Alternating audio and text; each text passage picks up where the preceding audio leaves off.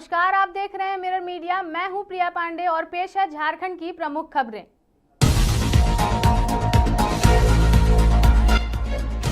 देवघर के स्कूल में mid day meal खाने के बाद 40 से ज्यादा बच्चों की तबीयत बिगड़ी, छिपकली गिरने की आशंका।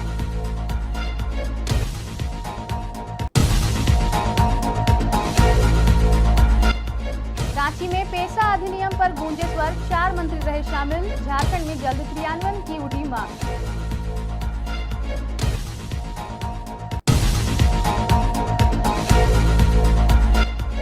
राजेंद्र सरोवर पार्क में चला प्लास्टिक मुक्त अभियान, नगर आयुक्त ने छात्रों संग दिया जागरूकता का संदेश।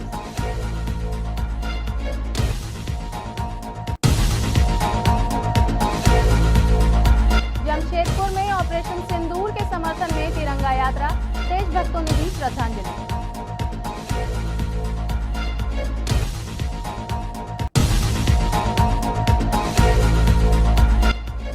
कालिका राय मामले में पहली बार घटनास्थल पर पहुंचे बोकारो एसपी।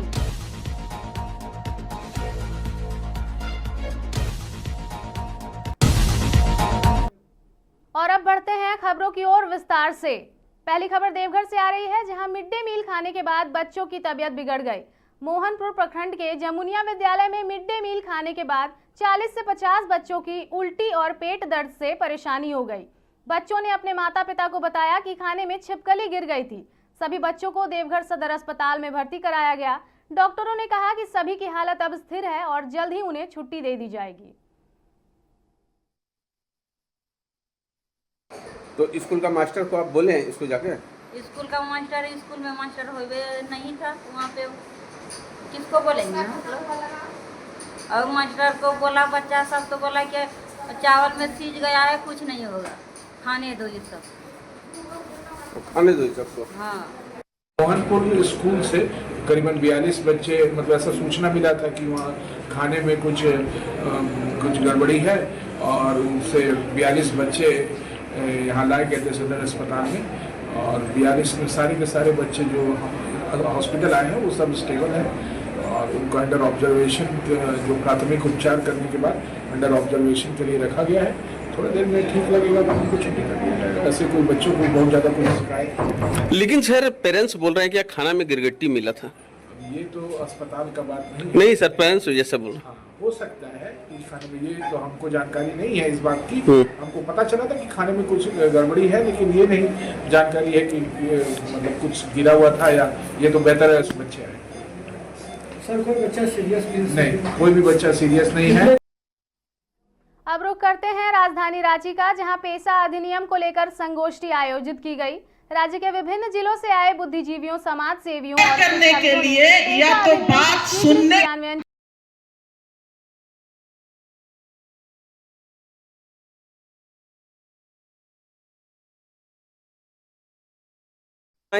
करते हुए जो हमारे संविधान के अनुरूप यह कानून लागू होना चाहिए उसको हम लोग करेंगे। मैडम कब तक कोई डेडलाइन है क्या? देखिए अभी ये शुरुआती प्रयास हैं, आप पूरे संगोष्ठी में शामिल रहे। इसमें जो भी सुझाव आए हैं उसको वो बदलाव करते हुए हम लोग फिर लोगों के बीच जाएंगे। गांव वालों को क्या मिल रहा है, नहीं मिल रहा है और उनके अधिकारों का क्या हो रहा है, उन तमाम चीजों को देखने के बाद ही जो भोरिया समिति बनी थी, वो भोरिया समिति ने जो ड्राफ्ट तैयार किया था उसको पार्लियामेंट में पास किया और राष्ट्रपति ने भी उसको पास कर दिया। तो संविधान बनता है, भारत का संविधान तो पार्लियामेंट में पास होता है, राष्ट्रपति साइन करता है तो कानून बनता है।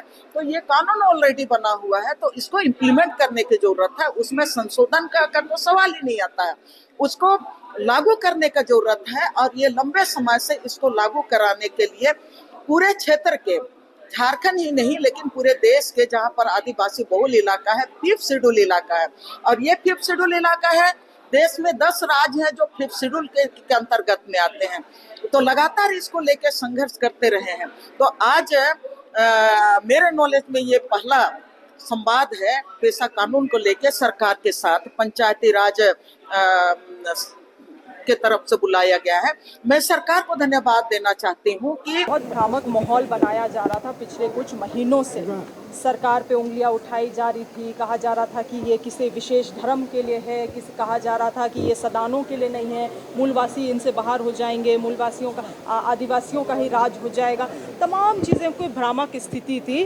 आज हमारी महागठबंधन की सरकार ने पंचायती राज विभाग के माननीय मंत्री, हमारे माननीय मुख्यमंत्री के प्रयास से आज ये बैठक हुआ है। और ये बैठक पहली बार इतना सफल रहा इसीलिए क्योंकि पंचायती राज के द्वारा पहले भी ऐसे मिलन समारोह किए गए हैं, बैठकें किए गए हैं, मगर पहली बार कैबिनेट के 4 मंत्री मंच पर उपस्थित थे।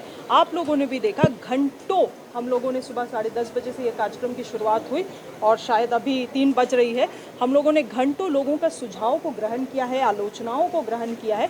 अब इन तमाम चीज़ों को समन्वय करते हुए हम लोग ड्राफ्ट का तैयारी करेंगे। और के राजू साहब ने बहुत सही बात को कहा आज कि 29 साल हो गए एक्ट के तहत नियमावली नहीं बनी, मगर अब इतने सुझाव लेते हुए शायद ये पहला झारखंड राज्य होगा और हमारी महागठबंधन की सरकार है कि तमाम लोगों का सुझाव लेते हुए ड्राफ्ट बनाने के लिए अपना सहमति दी है।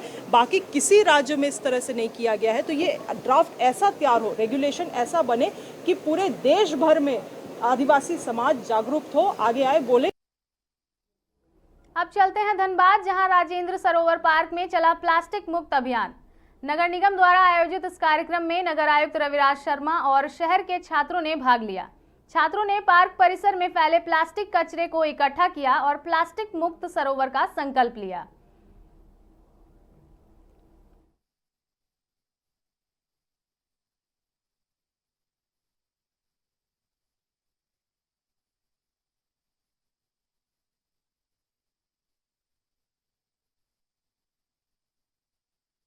शहर में सिंगल यूज प्लास्टिक को पूरी तरह से बैन कर दिया जाएगा और आज इसकी पहल हुई है। आज इस जो राजेंद्र सरोवर में हम लोगों ने इस कैंपस को प्लास्टिक मुक्त कैंपस घोषित करने का निर्णय लिया।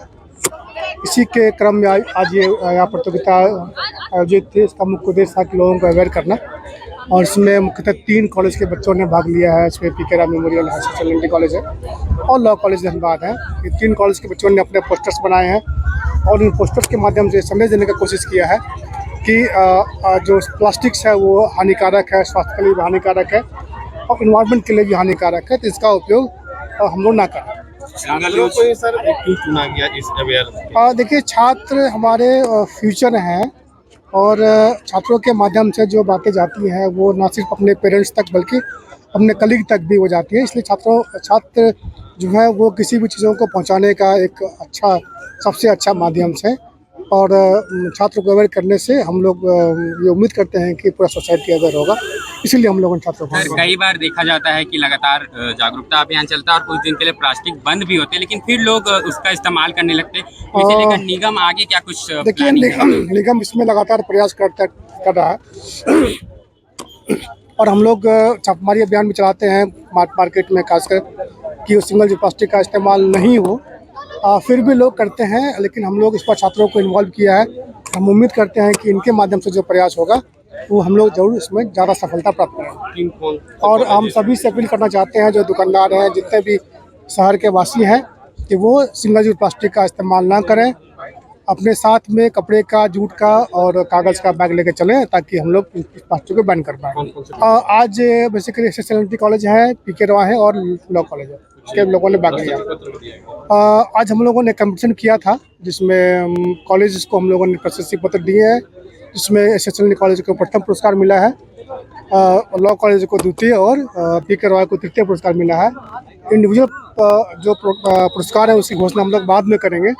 हम लोग 5 जून से एनवायरनमेंट हम लोग पर्यावरण उत्सव बनाएंगे, उसमें भी फिर से हम चाहेंगे इन बच्चों को कि वहाँ भी पार्टिसिपेट करें और तब हम लोग उनको इंडिविजुअल पुरस्कार देंगे। यहाँ भी अब जो है प्लास्टिक बैन रहेगा? इस पूरे कैंपस में प्लास्टिक बैन रहेगा। और किन किन क्षेत्रों में इस तरह के जागरूकता चलाने? हम लोग और चाहते हैं कि जो मार्केट्स में है वहाँ हम लोग ये अवेयरनेस करें, और जो सिविल सोसाइटीज है, RW है, वहाँ हम लोग इसको चाहते हैं।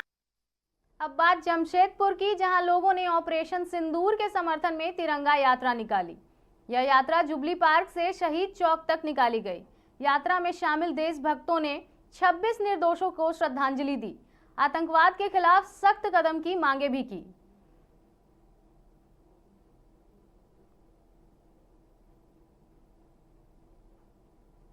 पाकिस्तान में निकला है, जो अभी विगत दिनों अपना सर्जिकल स्ट्राइक करके आतंकवादियों के ठिकानों को नष्ट किए, साथ ही ब्रह्मोस मिसाइल मार के पाकिस्तान के सभी शहरों को निशाना बनाया और ये चैलेंज दिखाया कि भारत पाकिस्तान के किसी भी शहर को किसी भी समय हमला करने के लिए तैयार है। अपने डिप्लोमेटिक तरीके से इस युद्ध में विजय मिला है, उसका सम्मान लौ नगरी की आम जनता उन सैनिकों के लिए आज तिरंगा लेकर सड़कों पे निकली है। कहाँ से कहाँ रैली निकाला है? यह अभी जुबली पार्क गेट से निकलेगी और अभी हम लोग यहाँ से सांची गोल चक्कर होते हुए बसंत टाकी होता आम बागान जाए। और अंत में खबर बोकारो से आ रही है, जहां कालिका राय हत्याकांड में एसपी घटनास्थल पहुंचे। एसपी मनोज स्वर्गियारी ने मौके का मुआयना किया और मृतक के परिजनों से बातचीत की। परिजनों ने जांच पर असंतोष जताया और दोबारा निष्पक्ष जांच की मांग की। एसपी ने भरोसा दिलाया कि जांच का दायरा बढ़ाया जाएगा।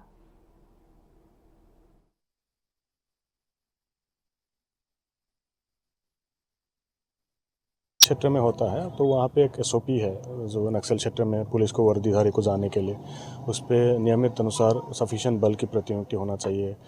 एरिया क्योंकि वो सेंसिटिव एरिया है और हम लोग को इनपुट भी था वहाँ पे कि कुछ 20-25 की संख्या में नक्सली लोग वहाँ पे कुछ बस 3-4 घंटे पहले ही हम लोग को इनपुट मिला था, तो तुरंत फोर्स को वहाँ पे ले जाके अपना वो कराना, किसी का जान को फिर दिक्कत हो सकता है, तो इसलिए थोड़ा डिले होता है।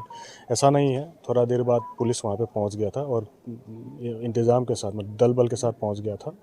और जब ये सीनियर ऑफिसर की फ़ोन न उठाना, उस टाइम बिजी होते हैं क्योंकि वो जैसे मर्डर हो गया तो फोर्स को वहाँ पे पहुँचाना, तो वहाँ पे बहुत सारे काम रहता है उसको, हर इस टाइम पे थोड़ा बहुत दिक्कत होता है, लेकिन ऐसा नहीं है। हम लोग रिस्पॉन्ड किए थे और तुरंत पहुँच भी गए थे। मेरा प्रशासन से विथ फोल्डेड हैंड एक ही रिक्वेस्ट है कि जो ये केस है, केस जिस एक्चुअली डकैती प्लस मर्डर का केस है, इसमें मल्टीपल आदमी अवेलेबल है, इसके लिए उसी बिंदु को क्या केंद्र में रख के और रिमांड पे लेके उसका जांच पड़ताल किया जाए। पूरे परिवार उसका इन्वॉल्व है, उसके 2 बच्चे यहाँ साथ में रहते हैं, वो दोनों बच्चे उसके साथ इन्वॉल्व हैं, और वो लेडीज़ भी इन्वॉल्व है, तो उसको जो है लेके पॉइंट ऑफ व्यू से वो रिमांड पे लेके अपना उसको इंक्वायरी किया जाए।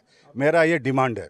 मेरे बड़े भाई जो हैं वो अज्ञात व्यक्ति के इस पे लिखे, वो बड़े भाई अभी होशो हवास में नहीं थे और ना अभी हैं बॉस। किसी के पिता का अगर मर्डर होता है तो आप समझ आए जो ह्यूमन बीइंग कोई भी आदमी होशो हवास में नहीं रह सकता है।